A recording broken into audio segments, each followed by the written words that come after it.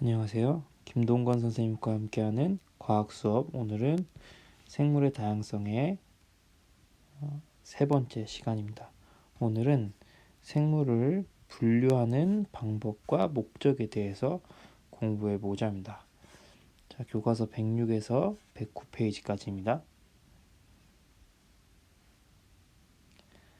자, 우리가 이번 단에서 배우는 총 9개의 학습 목표 중에서 오늘은 생물 분류의 방법과 목적을 설명할 수 있다라는 학습 목표 하나만 가지고 우선 이야기하도록 하겠습니다.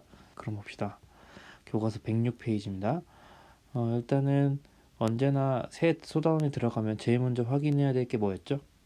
기억나시나요? 네, 학습 목표입니다. 학습 목표를 보시면 생물 분류의 방법과 목적 설명할 수 있다. 그 다음 여러 가지 식물과 동물을 다양한 기준을 사용하여 분류할 수 있다. 그 다음에 생물종의 개념을 설명할 수 있다. 총 3개의 주요 학습 목표가 있습니다. 자, 그럼 우선 분류를 학습해야 되니까 분류가 뭔지 먼저 볼게요. 분류는 일정한 기준에 따라 물체나 생물을 비슷한 종류의 무리로 나누는 것, 이것을 분류라고 합니다. 여기서 중요한 것은 우리가 마음대로 마구잡이로 하는 게 아니라 일정한 기준에 따라 한다는 게 중요합니다. 그리고 그것들을 기준을 만들어서 비슷한 종류끼리 묶는 것이죠. 이걸 우리는 분류라고 합니다. 분류. 그래서 분류를 하려면 어떠한 물체나 생물의 특징을 일단 자세히 관찰해야 돼요. 자세히 관찰한 다음 그 녀석들 중에 공통된 특징을 찾아서 그것을 분류의 기준으로 삼습니다. 다시 보시면 여기 일정한 기준이 필요하다고 했죠. 이게 분류의 기준이 되는 것이고요. 그리고 비슷한 종류끼리 묶어야 되니까 공통된 특징을 찾으셔야 하는 겁니다. 그럼 특징이란 어떤 거냐? 크게 두 가지로 눈에 보이는 것과 보이지 않는 것을 얘기해 볼 수 있을 것 같아요. 쉽게는 겉모습, 생김새에 해당되는 모양이나 색, 그리고 보이지 않는 것인 냄새나 촉감, 이런 것들이 나올 수 있겠죠. 우리가 이번 단원에서는 주로 생물을 어떻게 분류하냐에 대해서 얘기해야겠지만, 기본적으로 이 단원에서 여러분이 배워야 할 것은 여러분이 일상생활에서 할 수 있는 것 중에 다양한 물건들을 어떤 기준을 삼아 나눠보는 것. 이 분류라는 개념이 더 중요합니다. 꼭 대상이 생물이 아니어도 분류를 어떻게 할 수 있느냐, 그게 잘 되면 생물 분류도 잘 할 수 있겠죠. 자, 그럼 위에 문제에서 한번 연습을 해볼게요.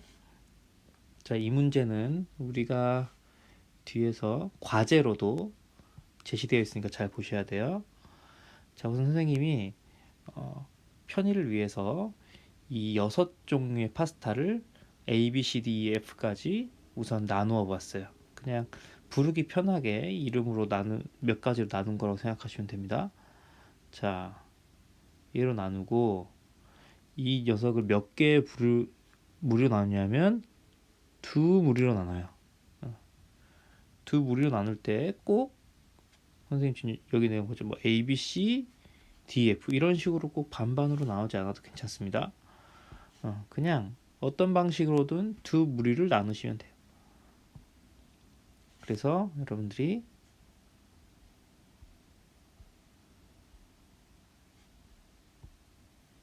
죄송합니다. 네, 나눈 결과 이유를 어떻게 나누는지, 이유라는 건 다시 말하면 이 이유가 기준이 되겠죠? 나눈 기준.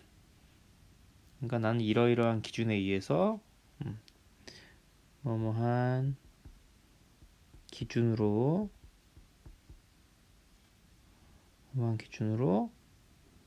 뭐 예를 들면 뭐 A, B와 C, D, E, F로 나누었다, 이렇게 설명하면 되겠죠. 그래서 이걸 나중에 강의가 끝나면 과제에다가 입력하시면 됩니다. 교과서를 잘 보시면 도움이 될 거예요. 자, 그러면 다음 페이지 넘어가서 107페이지입니다. 자, 여기 보시면 여러 가지 식물과 동물을 분류하기가 있어요. 우선 여긴 여러 가지 식물이 나와 있고요. 이쪽에 동물이 나와 있습니다. 아마 여러분 교과서는 이 애기 똥풀이 뭔가 예쁜 그림과 함께 나와 있을 텐데 선생님이 가진 자료에는 다른 개나리로 되어 있어서 일단은 여기 애기 똥풀이라고 나와 있는 것을 기준으로 설명하겠습니다. 자, 우선 첫 번째 식물을 나누는데요. 사람이 먹을 수 있는 것과 먹을 수 없는 것, 그리고 동물은 물에 사는 것과 육지에 사는 것으로 분류해보자입니다. 자, 식물에서 사람이 먹을 수 있는 것, 먹을 수 없는 것 나누면 어떻게 나눌 수 있을까요? 자, 고사리 먹을 수 있을까요? 여러분 좋아하진 않을 수도 있지만 고사리 먹습니다. 감자는 먹죠? 여러분 회오리 감자, 뭐 감자튀김 이런 거 잘 먹잖아요. 이끼 먹나요? 이끼? 이끼는 잘 안 먹는 것 같은데요. 토마토는 맛있죠. 애기 똥풀이라고 먹어봤어요? 좀 애매할 수 있습니다. 그래서 사람이 먹을 수 있는 것만 따지면 고사리, 토마토, 감자 세 가지가 있고 먹을 수 없는 건 애기 똥풀과 이끼 이렇게 나눌 수 있겠죠. 그다음 이번엔 동물을 나눠볼게요. 물에 사는 것. 자, 개 물에 사나요? 여러분 갯벌 가면 개를 볼 수 있죠. 아니면 바닷가 같은 데 가도 개가 있는 경우가 있습니다. 고래 당연히 물에 있겠죠. 그 다음에 곰이 물속에 사나요? 닭 물속에 사나요? 나비 물속에 사나요? 개와 고래가 물속에 살죠. 그리고 곰, 닭, 나비는 육지에 삽니다. 자, 조금 더 아래로 내려가 볼게요. 자, 아래쪽을 보면 식물을 꽃이 피는 것과 꽃이 피지 않는 것으로, 동물은 새끼를 낳는 것과 알을 낳는 것을 나눠볼게요. 자, 꽃이 피는 식물은 애기똥풀, 토마토, 감자 이런 것은 꽃이 있습니다. 하지만 고사리나 이끼는 꽃이 피지 않아요. 그 다음 새끼를 낳는 동물. 자, 곰 새끼를 낳을 것 같죠? 고래 새끼를 낳습니다. 그래서 보면 곰과 고래는 새끼를 낳는다. 하지만 개, 닭, 나비는 알을 낳는다. 닭이 낳은 알이 달걀이죠. 그렇죠? 게 같은 것도 우리가 게를 사 먹어 보면 게 딱지 속에 알이 들어있는 경우가 있습니다. 네. 그래서 여기 나와 있는 사람이 먹을 수 있는지 없는지, 물에 사는지 육지에 사는지, 그리고 꽃이 피는지 피지 않는지, 새끼를 낳는 것과 알을 낳는 이런 것들이 다 생물을 분류하는 분류 기준이 됩니다. 그러니까 뭔가 여러 가지 생물인데 그걸 나눌 수 있는 어떤 기준이 있다는 거죠. 그리고 이 기준을 다시 보면 1번에서 제시한 것들은 인간의 편의에 따른 분류입니다. 그렇죠? 사람이 먹을 수 있는 건 먹을 수 없는 거, 인간 중심이죠. 물에 사느냐 육지에 사느냐 이것도 뭐 인간이 그냥 나눠본 걸 수 있죠. 그런데 아래 2번은 자연적 특징에 따른 분류입니다. 예를 들면 꽃이 피는 것과 피지 않는 것, 새끼를 낳는 거, 알을 낳는 것. 이건 뭐 인간이 어떻게 할 수 없는 부분이죠. 네. 그래서 이렇게 나눈다는 겁니다. 자, 그러면 인간의 편의에 따라 나누는 것과 자연적 특징에 따라 나누는 것은 어떤 차이가 있느냐입니다. 자, 우선 첫 번째. 교과서 108페이지입니다. 자, 인간의 편의에 따라 생물을 분류하는 방법은, 자, 여기가 핵심이죠. 사람에 따라 기준이 달라요. 예를 들면 여러분들이 앞에서 봤던 이끼나 애기똥풀이 인간이 먹을 수 없는 건데, 난 애기똥풀 잘 먹는데, 나는 이끼도 먹는데? 라고 해버리면 뭐 그 사람이 먹는다는데 우리가 어떻게 할 수 없죠. 그래서 이러한 기준은 객관적이지 않다는 겁니다. 하지만 생물의 자연적 특징에 의한 분류는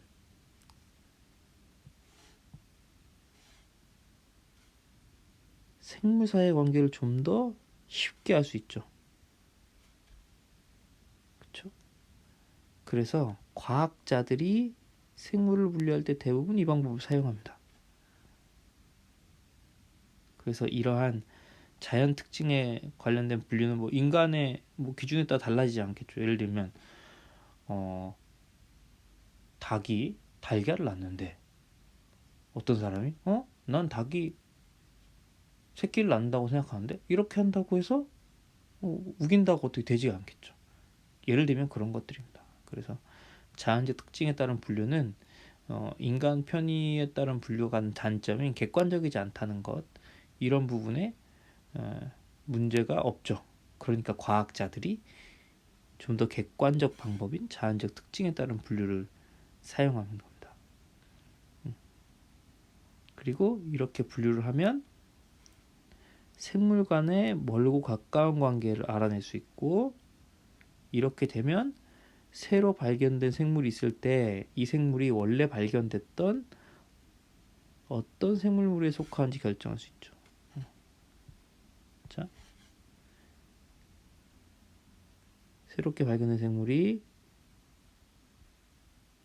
기존에 발견된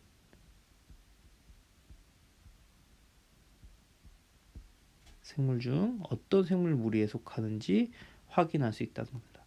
그러면 새로운 게 나타나도 이건 이 생물이랑 비슷한 녀석이구나 라고 분류할 수 있겠죠. 그래서 생물을 뭐 사는 장소나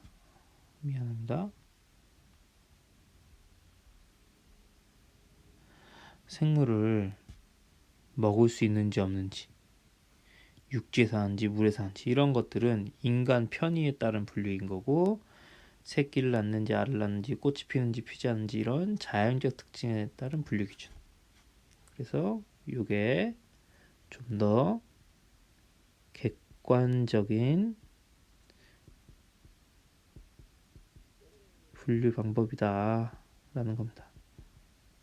객관적인 방법이니까 이제 과학자들이 사용하겠죠. 그래서 여러분들도 분류할 때 객관적으로 하려면 자연적 특징에 따른 분류 기준이 더 낫다는 겁니다. 그리고 이런 생물을 분류할 때 가장 기본이 되는 단위를 우리는 종이라고 부릅니다. 그래서 가장 기본이 된다는 말은 다시 말하면 가장 작은 단위입니다. 더 뒤에 가면 생물을 분류하는 단위가 있어요. 예를 들면 여러분 창덕여자 중학교에 몇 학년, 몇 반, 몇 번이라고 하면 이게 가장 큰 분류겠죠? 그리고 번이 작은 분류입니다. 그래서 여러분들을 학생들을 분류한다고 할 때 학교라는 큰 분류에서부터 번호라고 하는 작은 분류까지 나누시는 거죠. 그래서 여러분들이 요새 온라인 학습에서 쓸 때 보면 여러분들 오피스 365 아이디가 보면 20년 1학년 1반 01번처럼 해서 학번 번호까지 쓰게 하죠. 그래서 가장 작은 단위인 종입니다. 종. 이보다 더 큰 단위가 많이 있다는 거겠죠? 뒤에서 다시 한번 얘기할게요. 그런데 여기서 우리가 하나 고민해 볼 점이 있습니다. 자, 그렇다면 생김새나 생활 방식만 비슷하면 항상 같은 종으로 분류할 수 있을까? 생김새나 생활 방식이 비슷한 것만 가지고 이걸 좀 고민해 봐야 된다는 겁니다. 생김새와 생활 방식이 비슷하면 항상 같은 종이냐? 라는 거죠. 그래서 109페이지로 가보면 생물학적 종이란 아까 앞에 나왔던 생김새와 생활 방식이 비슷한 거 뿐만 아니라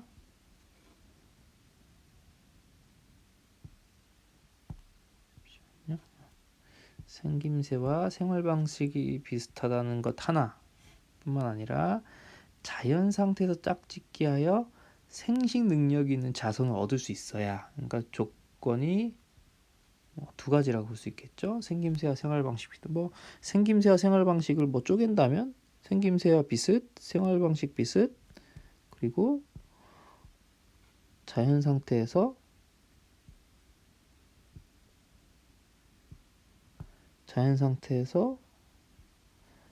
짝짓기 하여 생식 능력이 있는 자손을 얻을 수 있는.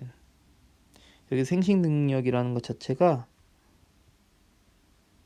자손을 얻을 수 있는 이란 뜻입니다. 그러니까 A와 B가 만나 짝짓기를 했는데 얘로 인해 태어난 C가 있어요. 근데 이 C가 또다시 누군가와 짝짓기하여 별 같은 자손을 만들 수 있어야 되는 거죠. 만약에 이게 안 된다면 A와 B는 같은 종이라고 볼 수 없는 거죠. 그러니까 생김새와 생활 방식만으로 판단하지 않는다는 겁니다. 자, 그래서 스스로 점검에 가보면 1번 생물 사이의 멀고 가까운 관계를 밝혀내기 위해서는 생물의 땡땡과 속구조, 생식 방법 등에 따라 분류한 방법을 사용한다. 정답은 생김새, 속구조, 생식 방법 등에 따라 분류합니다. 그 다음 2번 짝짓기와 생식 능력이 있는 자손을 얻을 수 있으며 생물 분류의 가장 기본이 되는 단위 종이었죠. 바로 위에 정답이 있습니다.